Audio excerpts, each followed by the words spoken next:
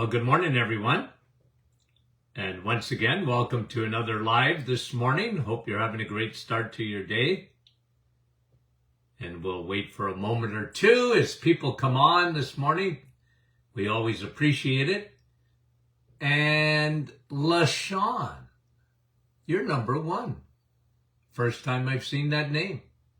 Rosa, Alicia, good morning. Rosalinda, Niagara Falls, good morning. Francis Marie, Andrea, Niagara Falls, and Jerry, good morning. Brahim from Portland, Oregon. John, Elgin, Illinois, good morning. Nancy, Carrie from Nebraska. Jeanette from our staff. Mary, Anna, Micheline, Wendy, Marka, Deanna, Chantal, Alicia, and Suzanne, good morning. Rhonda, good morning. Wanda from Virginia. Bell Valley, Ontario, Donna says hi. Dubraca, Jerry, Nouveau-Brunswick, and Catherine, Mount Pearl, Newfoundland. Jill, good morning. Yolande, bonjour. Donna, Sharon, Alpine, WY, isn't that Washington? No, that's not Washington. Wyoming. Sydney, good morning. Jeanette, Dorothy, Sue, Manitoulin Island. Francis, good morning. From Vaughan. Fran, how are you? Val Karen. Jane. Okay, a couple of more. Barbara, we got to get going. From Atlanta, Georgia. Good morning. Nellie. Mary Jane from Connecticut. So the United States of America is well represented here on our program. Bev and Corrine, good morning. Rita, how are you? Okay, let's get to the questions now. Marie, I got to ask you to send this question back in if you're watching this morning, okay? The reason is because I don't really know what you're asking, okay? If a person has odd-shaped blood cells, okay? Now, what do you mean by that? Odd-shaped. And the reason I ask you that is that because you saw that on a live blood, for example, because how would you know that you have odd-shaped blood cells? And are you speaking of red blood cells? So I need to know that. If you don't mind, Marie, because I'm not going to answer your question properly unless I fully understand what you're saying. If you've seen your cells being odd-shaped on a live blood, I can answer the question, okay? But if you're asking about something else, I need to know that. Would it have anything to do with thick blood? Again, I need to tell me why you're even asking that. Where have you seen that, Marie, or someone has told you that? Okay, thank you. Appreciate it. Bobby, what is the best method for keeping herpes dormant? So herpes, chickenpox, okay, starts out with that. And there's different variations of herpes. They come from the herpes virus. So if you know it's a virus, you know, the other day I was sort of talking to you about this because I want to just bring this out a little bit. You know, there was a doctor, I think he was in the administration in the USA, or no, he wasn't even a doctor. Oh, maybe he was. I can't even remember. All he said is you got two arms. One's for one vaccine and the other is for the other, you know, the flu shot. I mean, I pretty near lost it. First of all, laughing. And second of all, are you kidding me? That's not why you got two arms. You know, I know he was making a point, but again, you guys know me. Where do I come from? Your immune system. And when herpes, okay, either comes out as simplex, which is a cold sore, or herpes zoster, which is, shingles. One thing in common that I've seen, stress. It's usually a perfect storm for that to come out. One, immune system is going down. What keeps your immune system going? Well, don't eat sugar, because if you eat sugar, if you're a junk eater, you're suppressing your immune system. How does that happen? It puts your T cells to sleep. Secondly, your immune system, especially your Navy SEALs, that will keep viruses dormant. Vitamin D. Vitamin D. Because your especially T cells have an antenna looking for the sun, vitamin D. And that's when your immune system works the best. Thirdly, I love for the immune system vitamin A. Not carrots, but steak. Vitamin A. Eggs, meat, and cheese. That's how you get vitamin A. That will help to keep herpes at bay. Okay? So it's your immune system. And remember what cortisol does. Cortisol is this. Like that. Over a period of time, that suppresses the immune system. So that's why I say it's always a perfect storm. Whenever a cold sore comes out or someone gets shingles, we see a lot more of it today. And I think a lot of that is diet and a lot of stress. The world's under stress like you wouldn't believe today. 24-hour news cycles, and people are scared. There's a lot of fear in the world today. And, it seems that the world is traveling at a higher speed than ever. And we're part of that, guys. I mean, we're not leaving the planet. At least we're not planning on leaving the planet.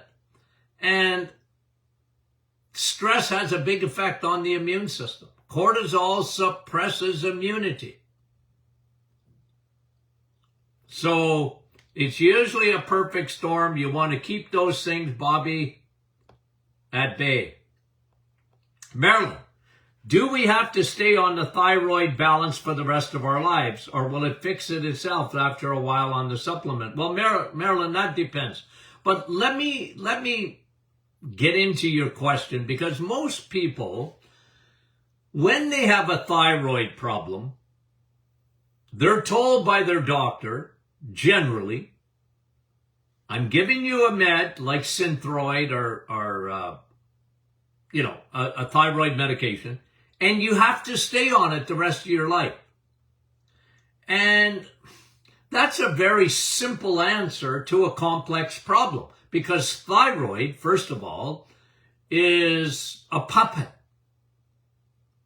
And so, Marilyn, it depends, because it depends on what the thyroid, what made it go wonky in the first place. Was it too much estrogen? Was it leaky gut? Was it liver that wasn't producing? You need to have cholesterol for your thyroid to work properly. A lot of people, they have low cholesterol because they don't eat properly. They're scared. They're scared of the animal kingdom. Eggs, meat, and cheese.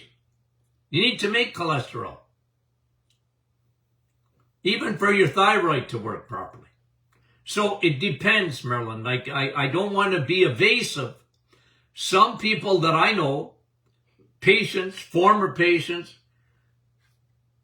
they find that they feel better on the thyroid supplement because it supports, the thyroid supplement supports the thyroid in a lot of different ways. And especially because a lot of people never think of the hypothalamus. And even in the brain, where all of the thyroid, TSH it doesn't come first. It always comes from the hypothalamus. So, excuse me. Now, so it depends, okay? Like I always tell people, look, how do you feel?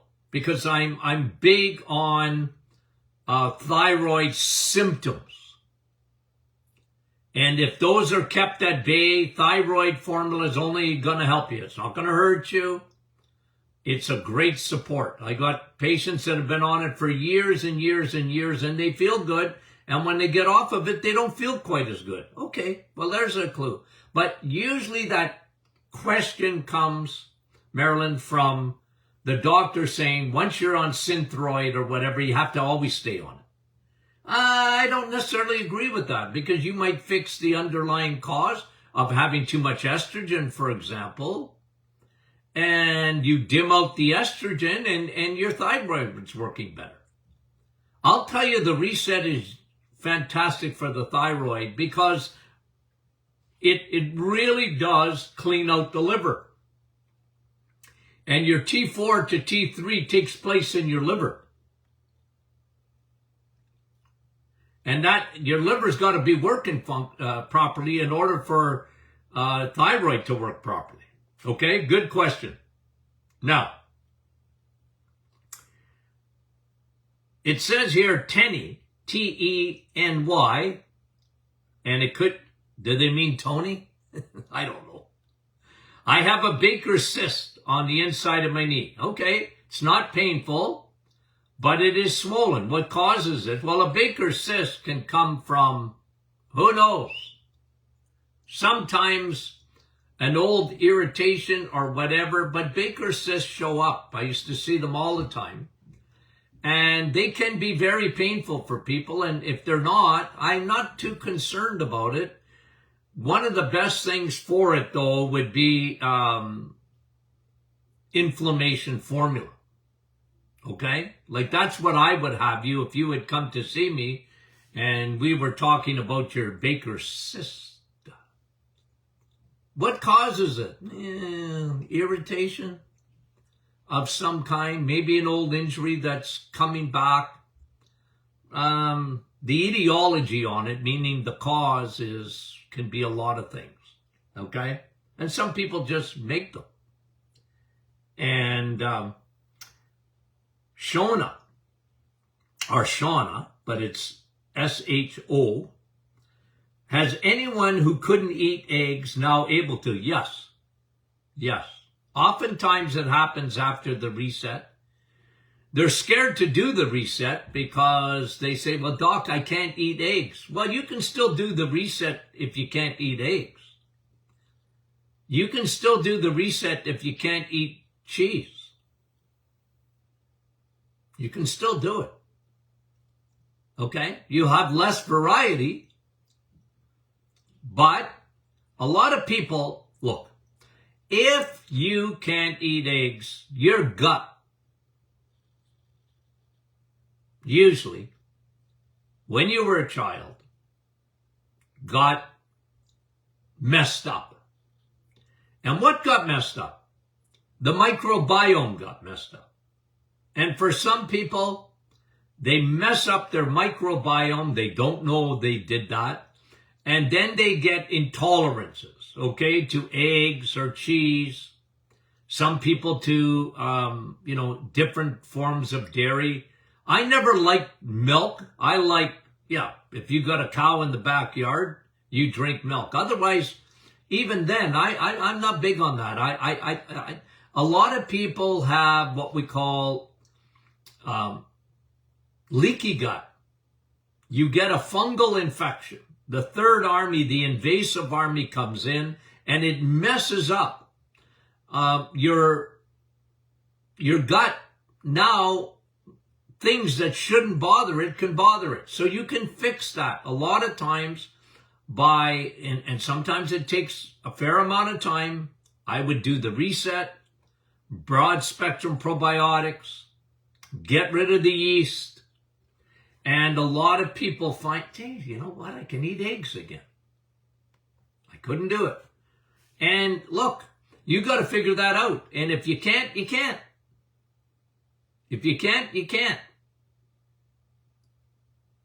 Okay. Regina, is there a limit to eating liver?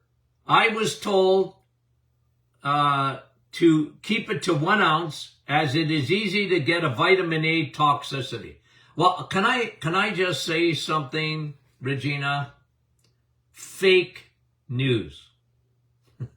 Okay? The reason I say it, okay, just believe me when I tell you this. Okay? The waiting rooms in your local emergency departments are not full of people with vitamin A toxicity. As a matter of fact, I would venture to say that 99.9% of any physician has never, ever seen vitamin A toxicity. And they haven't seen vitamin D toxicity either. It's fake news. Now, I'm not telling you to run out and get a supplement of vitamin A. Okay? I'm not. I love vitamin A. I do. But vitamin A, like vitamin D, when you get it from food, you can never overdose. Well, vitamin D is better from the sun. We all know that. And, you know, look what happens with the sun. Okay, let's say you go out for 20 minutes and with vitamin D. You get the sun on your arms, on your legs. Your body takes in 10,000 international units. Well, what if you stay in the sun for 2 hours? Now, don't go burning, but what if you do? Well, you're not gonna go above 10,000 IUs. Your body's smart. It knows exactly when to top you up. Isn't that interesting? It's the same thing with vitamin A when you're eating liver. Okay, you eat liver to get vitamin A. You eat steak. Okay? You're not going to overdose on that. Your liver, your body knows how much vitamin A it can take in. Nobody's, look, vitamin A is a fat-soluble vitamin. When you hear that word, doctors get scared. They're scared. They should be more scared of the prescriptions they're giving you, because that's well documented. How many side effects there are from any prescription medication. It's legion. But they don't worry about that too much. They leave it to the pharmacist. And I got to tell you something. I'm disappointed in pharmacists in a lot of ways, because they're not warning people like they should. Anyways, when I hear about vitamin D or vitamin A toxicity, not that I hear about vitamin A much, but I sure hear about vitamin D. Oh, you're going to take too much vitamin D. You're going to die. Like, no. Look, I'm not telling people to take too much vitamin D. Here is the research. I'm just going to tell you on vitamin D. You'd have to take 50,000 international units of vitamin D every day for 6 months. Every day for 6 months. Who does that? Nobody. But if you did, okay, then maybe you become toxic in vitamin D. Guys, I call it fake news because it's not really, I read an article the other day again. Somebody sent it to me. Oh, vitamin D, don't take vitamin D. This morning, I answered a question, not on here, but earlier this morning, my doctor wants me to get off omega-3 because apparently it causes atrial fibrillation. I've never heard such nonsense in my life. It's nonsense. But beware. Whenever something, remember, okay, now again, I know I'm sidetracked a little bit, but I think this is important information. Remember during the 2 years of shutdown, whenever, as a matter of fact, it even came out of the Minister of Health at the time in Canada. Vitamin D, quote, is fake news, meaning you cannot use it as a therapeutic. It's not good for you. Then on the other side of it, other doctors were saying, well, yeah, but vitamin D, like you're going to get toxic of it. The health minister said it was fake news because it's not good for you. It doesn't fix anything. And yet study after study after study showed the effectiveness of vitamin D as a therapeutic for that bug. It showed it. But it wasn't part of the narrative, and therefore it became fake news. And you guys know me on vitamin D. I have been consistent. You need vitamin D to be healthy. And the more we study it, the more that statement is true. Oh, if you want to have low levels of vitamin D, you are going to die young. That's a blanket statement, but I'm sticking to it. Okay, vitamin A, you need it. The invisible mask. I wear a mask every day. Yeah, you can't see it, but I'm wearing it as I speak. Covers my eyes, covers my nose, and covers my mouth. Vitamin A, eggs, meat, and cheese. Vitamin A is only found in the animal kingdom. Proretinol A. Carrots, on the other hand, are good for you.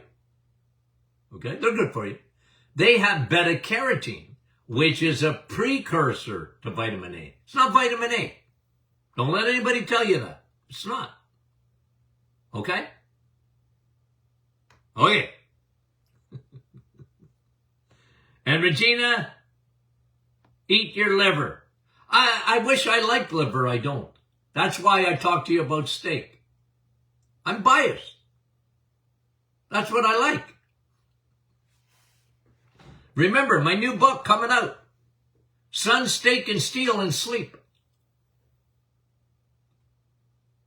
Okay. Annette, how are you? I would like to know your opinion on Fosamax for osteoporosis. Well, look, again, I'll never tell a person to get off medication or not take medication. What I like to do is give information. And one thing I know about osteoporosis is this, Annette. Okay? It really depends on especially the strength of your muscles. Osteopenia, which is the start of osteoporosis, always comes with a lack of bone density. And the best thing you can do for bone density is get strong. Strong muscles, strong bones. because muscles attach to bones. And the more attachment strength there is, the more your body will produce bone. Okay? And with osteoporosis, diet is important. Osteoporosis, hormones are important. A lot of women suffer from osteoporosis because they have estrogen dominance compared to their progesterone. That can be a very important factor. And so, really important to do that. Now, get strong, Annette. Get strong. Now, don't take calcium either. I'm not big on calcium. Take vitamin D with vitamin K. Now, somebody asked me a question yesterday. I don't see it here today. Okay? And I think I answered it. I answer a lot of things, so sometimes I forget. But I think I answered it.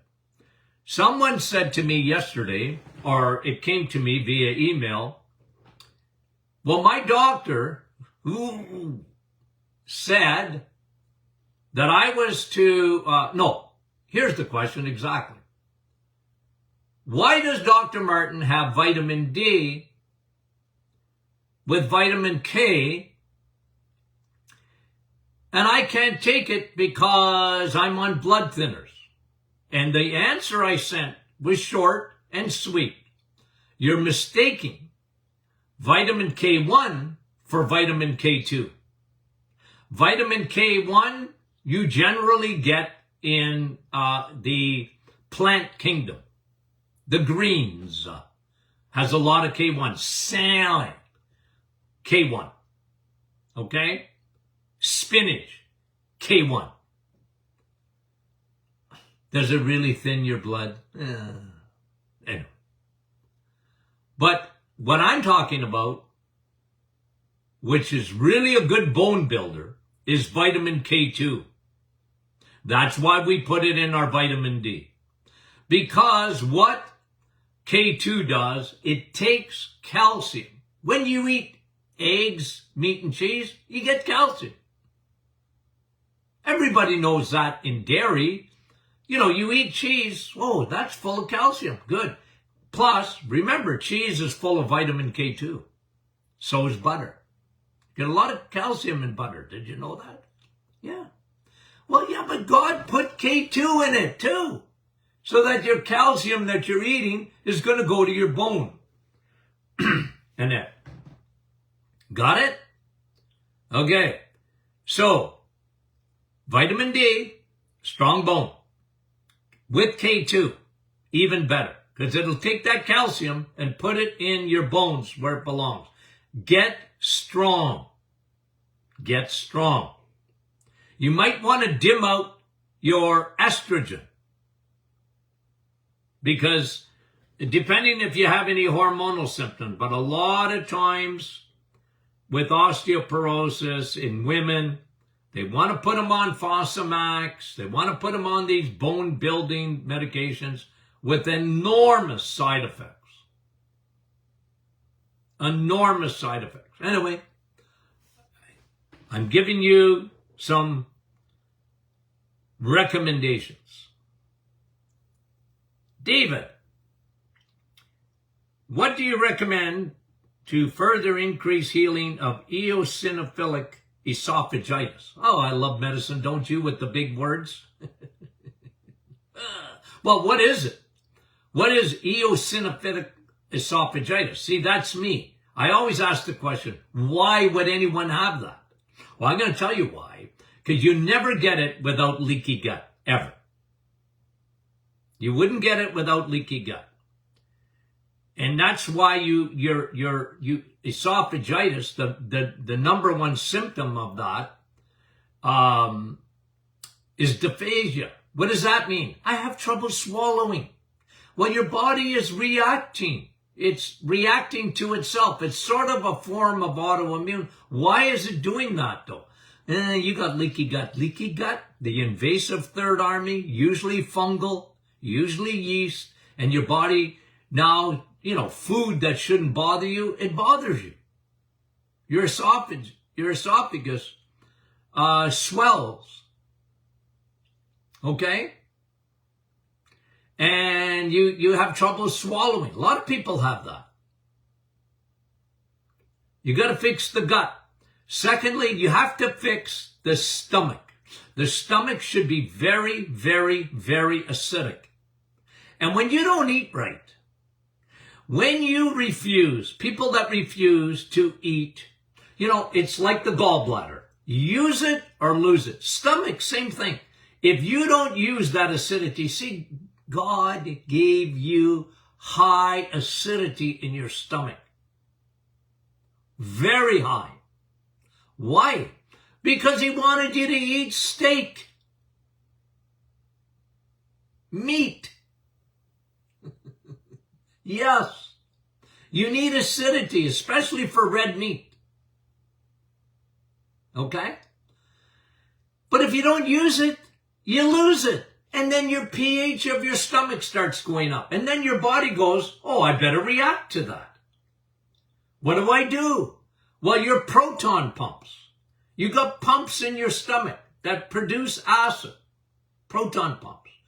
And they say, okay, you're not using that acidity. I better create some. And guess what? When the proton pumps start creating more acidity, it goes up the esophagus. And now you got a heartburn, acid reflux. Oh, and you know what? It's not, the cure isn't Tums. It's not Tums. The cure is to fix the original problem, leaky gut and the pH of the stomach. Fix it. That's why the reset is so good for that. It gets you eating meat the way you should. The way your body was created. God gave you a gallbladder. Use it. Or you'll lose it. It's true. Okay. Thanks, David. Margie, is essential oil different than oil of oregano? Well, look, essential oil, like oil of oregano is an essential oil. Well, the essential oil of oregano is when they really concentrate it. Very, very high concentration. That's sort of the category of an essential oil. You know me and oil of oregano. I love it. It's the best antifungal, antiviral, antibacterial, nature's antibiotic. I love it. If it's very high concentrated, you have to be careful with it. I love it in sprays, spray and pray, for sinuses, for the throat, for your skin. I love oil of oregano. It's so good for you. You can brush your teeth with oil of oregano. But you'd almost have to dilute the essential oil of it. It's so strong, okay? And kids ain't going to take that. That's why you can get it in capsule. We have oil of oregano in our digestive enzyme. And by the way, David, that's what the recommendation I would make, probiotics and digestive enzymes for eosinophilic esophagitis. Okay? Thank you very much for the question. And Margie, thank you. Lisa, is it a good mix or irrelevant to have black cumin seed? I like black cumin seed. Oh, inside my oil of oregano. You mean you're putting it together? I like it. Black cumin seed is good to kill fungus. So's oil of oregano. So no, I like that mix, Lisa. Sure. I like the mix. And we have that, by the way, in our digestive enzyme. And you know why I put it in there? To kill SIBO. Really means SIFO. Okay? Brenda, when they find polyps in the colonoscopy, what causes these? Well, it could be bad diet for a long time. It could be, I find polyps. polyps are not necessarily bad in the sense that, if they're not cancerous, a lot of people have polyps. They don't even know they're there. If you didn't do a colonoscopy, you would never know. Okay? I find, this is me. People today are hooked on a lie. What is it? Fiber. Fiber. I've never been big on too much fiber. Never have. I think it's overrated. Okay? And I think today, because people, a cow has 4 stomachs. There's a reason for that. And they have very long intestines. There's a reason for that. Could they eat grass so you and I don't have to? So people who insist on eating a lot of roughage, they think that's good for them. I think that irritates the bowel. Now, I know I go against the grain. I know you get 99 guys together, doctors, men and women, and they'll tell you fiber is the best thing since sliced bread. No, that came to you from Dr. Kellogg's. I was always suspicious. You see, in practice, I saw way too much diverticulosis, way too much diverticulitis, way too much IBS. I saw way too much of that in a lot of women too. And I used to tell them, you know what? You're fiber loaded. Stop. What? You know how spinach gets caught in your teeth? You're smiling at someone and you just had a salad and you got spinach in your teeth. I said, it's getting caught in your bowel too. So polyps can be an irritation like that. Sugar is a very, very, very hard on the bowel. And things like that. Okay? Thank you, Brenda. Frida. How do you tell if ground flax seeds are rancid? Well, it's hard for a seed to become rancid. It's easy for the oil. This is why you don't hear me talking about flaxseed oil. I don't like it. It becomes rancid in a nanosecond. I don't like it. I don't. What I like are the flax seeds. And there's a reason. I'll double down, triple down, tell you why over and over and over again. Because, yes, flax seeds are phytoestrogens. Oh, Doc, that's going to elevate my estrogen. Wait a minute. I haven't finished yet. The reason I love flax seeds is because they contain lignans. And lignans, they have 100 times more lignans than any other seed. What do lignans do? They block estrogen. This is why I'm big on flaxseed, not flax oil, flax seeds on the reset even. It's the only thing I allow in the plant kingdom for 30 days. Because it wipes out bad estrogen because of lignans. Got it? Rancid, the seeds? Well, I guess if you just left them on a counter for days and days and days, and I don't know. I've never even seen a rancid flaxseed. But the oil becomes rancid very quickly. I'm not big on the oil at all.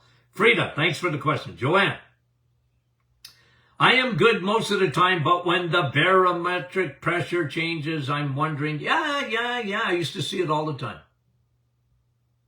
I don't say, Joanne, that you're weird, because I can't use that word anymore. I was told not to call people weird. So you're not weird.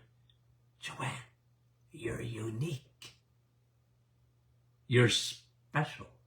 But a lot of people, the weather changes and the humidity, whatever, can affect people. It really can. And it's real. But at the end of the day, okay, at the end of the day, what I usually found with those people, they were deficient. Often deficient in vitamin D. That's a generalized statement, but oftentimes they were deficient in vitamin D. Look at that, because it could be a factor for you. Okay? Inflammation is causing the pain. Yeah. If you have pain, it's inflammation. Always. Okay? So you might want to get on our inflammation formula too. Marianne, L-tyrosine for anxiety. I like it. Not alone. I'm not big on anything. Well, I shouldn't say that. I look. The reason that, look at my cortisol formula. Okay? To me, that's me. I had to get results. And I found, I got ashwagandha in there. I got some of my favorite supplements that help you to relax and lower your cortisol. So L-tyrosine, I like it. It's an amino acid. Eat steak, you get L-tyrosine. But it's on its own, not so much for me. I never found it to be that effective on its own. Okay? So that's where I come from, Marianne. Okay? Thank you. Pat, what do you suggest for a 12-year-old that suffers from cankers? Well, cankers is an irritation. It's no fun. I find, this is me, if a general principle is that they're low in B12. Usually that's what I find. A child can be low in B12. They're not eating enough meat, and red meat, and they can be very low in B12. It may be normal on the blood test, but normal is not normal. You want to optimize B12. So that's one thing. Sometimes I find that, stress can be a factor there for sure. Just like herpes. It's not a cold sore in the mouth. It's not that. It's an irritation. It's an ulcer. And I love oil of oregano. Temporarily. Rinse with it. Really does help to numb it. It kills it at first, but it numbs it. And it's very good orally for the mouth. Because you know what oil of oregano is really good at? It wipes out the bad guys, but not the good guys. See, that's nature's antibiotic, antiviral, antifungal, and a great, great, great oral health. Okay? Thanks for the question. Sandy, what can someone do to help with level 2 prolapse bladder? Well, okay, level 2 happens, especially, in women. Men rarely ever get a prolapse bladder. They can, but it's rare because our anatomy is different, okay? The world tells you that men and women now, we're the same. We're not the same. You only have to take anatomy for a day. We're not. Okay? Now, prolapse bladder usually has low levels of progesterone. It's a big factor. I love our menopausal formula. We'll elevate your progesterone and get your estrogen down. And dim it out. Okay? Good question. Probiotics help with that too, by the way. They really do. Violet. Okay, last question. Most of my siblings suffer from acid reflux and nasal drip, so they have a post nasal drip, and they have acid reflux. Well, first of all, they're probably carboholics. They have a fungal infection in their sinuses. It's yeast. It came from the gut. It comes from antibiotics oftentimes. Bad diet. You want to fix that. And I was talking about the acid reflux previously. Use it or lose it. That's what happens.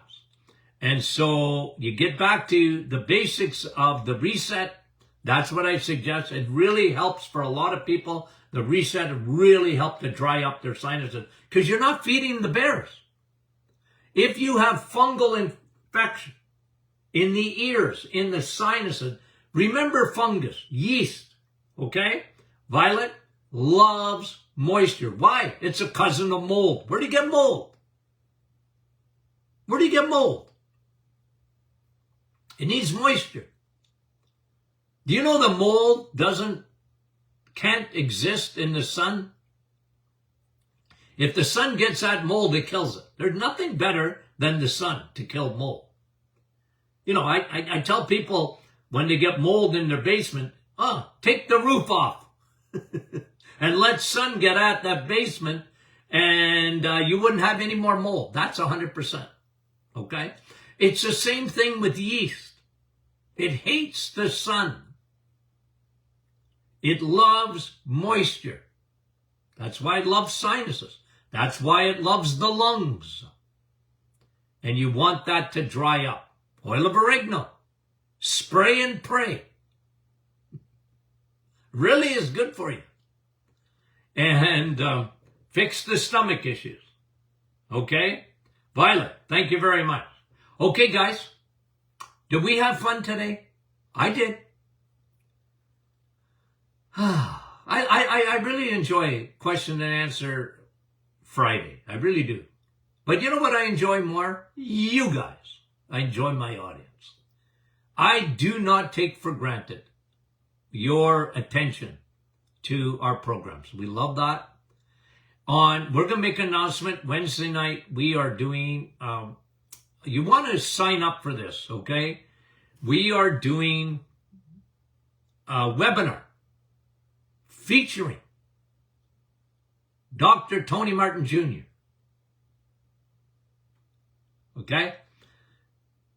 We're doing a webinar Wednesday night. You'll get an email. You'll be able to sign up. We're going to talk to you about what blood tests and what they mean. People have been asking that, and of course I look at people's blood all day long, or the results of their blood. And we're going to show you why I like certain things and what I developed in the clinic as a protocol for testing that you need to look at. That's coming to you Wednesday night of next week. I believe at 7 p.m., okay? My son will be putting out an email to that effect, I believe today.